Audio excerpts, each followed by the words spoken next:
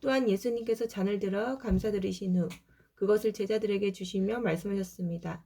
너희 모두 이것을 마셔라. 이것은 죄를 용서하기 위해 많은 사람들을 위해 붓는 나의 피, 곧 언약의 피이다. 내가 너희에게 말한다. 내가 아버지의 나라에서 너희와 함께 새롭게 마시는 그날까지 지금부터는 포도 열매로 빚은 것을 마시지 않을 것이다. 그들은 찬송을 부르고 올리브 산을 올라왔습니다. 예수님께서 제자들에게 말씀하셨습니다. 오늘 밤 너희는 모두 나를 버릴 것이다. 성경에 이렇게 쓰여 있다. 내가 목자를 칠 것이니 양이 흩어질 것이다. 그러나 내가 살아난 뒤에 너희보다 먼저 갈릴리로 갈 것이다. 베드로가 말했습니다. 다른 모든 제자들이 주님을 버릴지라도 저는 결코 버리지 않겠습니다. 내가 진정으로 너에게 말한다. 예수님께서 대답하셨습니다. 내가 진정으로 너에게 말한다. 바로 오늘 밤 닭이 울기 전에 네가 나를 3번이나 모른다고 할 것이다. 베드로가 예수님께 말했습니다. 주님과 함께 죽을지라도 결코 주님을 모른다고 하지 않을 것입니다. 다른 제자들도 모두 똑같이 말했습니다. 그때 예수님께서 제자들과 함께 겟세마네라고 불리는 곳으로 가셨습니다. 예수님께서 제자들에게 말씀하셨습니다. 내가 저기에 가서 기도하는 동안 여기 앉아 있어라. 그리고 베드로와 세베대의 두 아들을 데리고 가셨습니다. 예수님께서는 매우 금심하시며 괴로워하기 시작하셨습니다. 예수님께서는 세 제자에게 말씀하셨습니다. 내 마음이 괴로워 죽을 지경이다. 여기서 머무르며 나와 함께 깨어 있어라. 그리고 나서 약간 떨어진 곳으로 가서 얼굴을 땅에 대고 기도하셨습니다. 나의 아버지, 할 수만 있다면 제게서 이 잔을 지나가게 해주십시오. 그러나 내 뜻대로 하지 마시고 아버지의 뜻대로 하시기 원합니다. 기도하신 후 제자들에게 오셔서 제자들이 자고 있는 것을 보시고 베드로에게 말씀하셨습니다. 너희들은 1시간도 나와 함께 깨어 있을 수 없느냐? 깨어서 너희가 시험에 빠지지 않도록 기도하여라. 영은 원하지만 육체가 약하구나.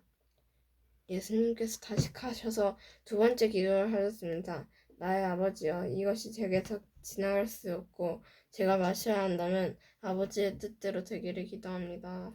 그리고 나서 다시 제자들에게 가셔서 제자들이 자고 있는 것을 보셨습니다. 그들은 너무 졸렸던 것입니다. 그래서 예수님께서는 제자들을 놔두고 다시 세 번째로 기도하셨습니다. 예수님께서는 같은 기도를 한 번 더 하셨습니다. 그 다음에 예수님께서 제자들에게 돌아오셔서 말씀하셨습니다. 아직도 자고 있고 쉬고 있느냐? 보아라, 때가 가까이 왔다. 인자가 죄인들의 손에 넘겨진다. 일어나라, 가자. 나를 배반한 사람이 가까이 오고 있다. 예수님께서 말씀하신 동안 12제자들 가운데 하나인 유다가 왔습니다. 대제사장과 백성들의 장로들이 보낸 많은 사람들이 칼과 몽둥이를 들고 유다와 함께 왔습니다. 예수님을 배반한 유다가 이들에게 내가 입맞추는 사람이 바로 그 사람입니다. 그를 잡으십시오 라며 신호를 전해주었습니다. 그럼 준이가 다 읽고 있어. 곧바로 유다는 예수님께 가서 말했습니다. 선생님 안녕하십니까? 그러면서 입을 맞추었습니다. 예수님께서 친구여 무엇하러 여기에 왔느냐? 라고 하고 묻자 사람들이 와서 예수님을 붙잡았습니다. 그러자 예수님과 함께 있던 제자들 중에서 한 사람이 칼을 뽑았습니다. 그리고 대제사장의 종에 칼을 휘둘러 그 종의 귀를 잘랐습니다. 예수님께서 그에게 말씀하셨습니다. 칼을 도로 제자리에 꽂아라. 칼을 쓴 사람은 칼로 죽을 것이다. 너는 내가 내 아버지께 말씀드리면 즉시 12군단도 넘는 천사들을 보내주실 것을 생각하지 못하느냐? 그러나 만일 그렇게 하면 이 일이 반드시 일어난다고 한 성경 말씀이 어떻게 이루어지겠느냐? 그리고 나서 예수님께서 사람들에게 말씀하셨습니다. 너희는 마치 강도를 잡을 것처럼 칼과 몽둥이를 가지고 왔구나. 내가 성전에 앉아 매일 가르쳤지만 너희는 나를 잡지 않았다. 이 모든 것은 예언자의 글을 이루기 위해 일어날 것이다. 그때 모든 제자들이 예수님을 버리고 도망갔습니다. 예수님을 잡은 사람들이 예수님을 대제사장 가야바에게 끌고 갔습니다. 거기에는 율법학자들과 장로들이 모여 있었습니다. 베드로가 예수님과 멀찍이 떨어져 따라가 대제사장의 공판 마당에 들어갔습니다. 그리고 결과를 보려고 경비원들 틈에 끼어 함께 앉았습니다. 대제사장들과 전체 의원들이 예수님을 죽이기 위해 예수님을 고소할 거짓 증거를 찾으려고 하였습니다. 많은 거짓 증인들이 나왔으나 아무 증거도 얻지 못하였던 중 마침내 두 사람이 나왔습니다. 이들은 이 사람이 난 하나님의 성전을 헐고 그것을 3일 만에 다시 세울 수 있다라고 말했습니다. 라고 증언했습니다. 대제사장이 일어서서 예수님께 물었습니다. 당신은 아무 대답도 하지 않겠소? 이 사람들이 당신에게 불리한 증언을 하는 것에 대한 당신의 답변은 무엇이요? 엄마가 요까지 읽을게. 준이가 요 끝까지 읽어. 그러나 예수님께서는 아무것도 말씀하시지 않았습니다. 다시 대제사장이 예수님께 물었습니다. 내가 살아계신 하나님께 맹세하고 당신에게 명령하니 우리에게 말하시오. 당신이 하나님의 아들 그리스도요? 예수님께서 대답하셨습니다. 내가 말했다. 그러나 내가 너희에게 말한다. 이제 이후로 인자가 전능하신 자의 오른쪽에 앉아 있는 것과 하늘 구름을 타고 오는 것을 볼 것이다. 그러자 대제사장이 자기 옷을 찢으며 말했습니다. 이 사람이 하나님을 모독했다. 더 이상 증인이 필요 없다. 여러분 모두가 이 사람이 하나님을 모독하는 것을 들었다. 어떻게 생각하는가? 사람들이 대답했습니다. 주가 마땅합니다. 그리고 사람들은 예수님의 얼굴에 침을 뱉고 주먹으로 치고 손바닥으로 때리며 그리스도야, 누가 너를 때렸는지 맞춰보아라 하고 말했습니다. 엄마 4절 읽을게. 베드로가 대제사장 공간 마당의 바깥쪽에 앉아 있었습니다. 그때 어떤 여자 하인이 와서 말했습니다. 당신도 갈릴리 사람 예수와 함께 있었지요?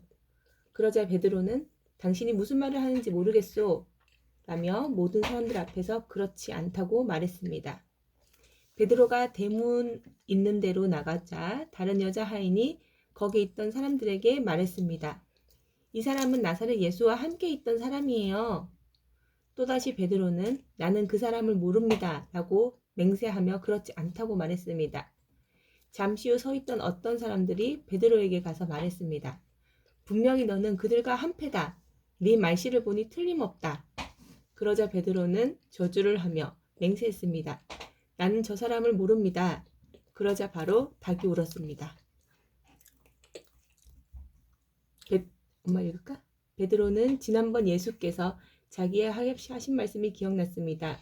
닭이 울기 전에 너는 나를 3번이나 모른다고 할 것이다. 베드로는 밖으로 나가 몹시 울었습니다. 준이 요 3절까지 읽어. 다음날 아침이 되자 모든 대제사장과 백성 장로들이 예수님을 죽이려고 논의를 하였습니다. 그들은 예수님을 묶어 총독인 빌라도에게 데려가 그에게 넘겨주었습니다. 예수님을 배반한 유다는 예수님의 유죄 판결을 받은 것을 보고 양심의 가책을 느꼈습니다. 그래서 은 30개를 대제사장과 장로들에게 돌려주었습니다. 유다가 말했습니다. 내가 죄 없는 피를 팔아넘기는 죄를 지었습니다. 그들이 대답하였습니다.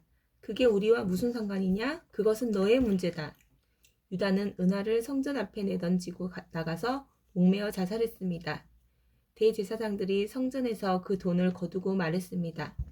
이 돈은 핏값이니 성전에 두는 것은 안 될 일이다. 그들은 서로 의논하며 그 돈으로 토기장이 밭을 사 나그네들의 묘지로 삼기로 결정했습니다. 그 밭은 지금까지 피밭이라고 불립니다. 그래서 예언자 예레미야가 말한 것이 이루어졌습니다. 그들이 은화 30개, 즉 이스라엘 사람들이 몸값이라고 정한 값을 받았다. 그리고 토기장이 밭을 샀는데 밭값으로 그 돈을 주었다. 이것은 주께서 내게 지시하신 그대로이다. 예수님께서 총독 앞에서 섰습니다. 총독이 예수님께 물었습니다. 당신은 유대인의 왕이요? 예수님께서 내가 말하였다. 라고 대답했습니다. 대제사장들과 장로들이 예수님을 고발하였지만 예수님께서는 아무 대답도 하지 않으셨습니다. 그래서 빌라도가 예수님께 말했습니다. 이 사람들이 너를 여러 가지로 고발하는 것이 들리지 않느냐? 그러나 예수님께서는 빌라도에게 단 한마디도 대답하지 않으셨습니다. 빌라도는 이것을 보고 이상하게 생각했습니다. 정말 그렇게 이제 명절이 되면 백성들이 원하는 죄수 한 명을 총독이 사면해 주는 관례가 있었습니다. 당시 감옥에는 바라바라고 하는 아주 악명 높은 죄수가 한 명 있었습니다.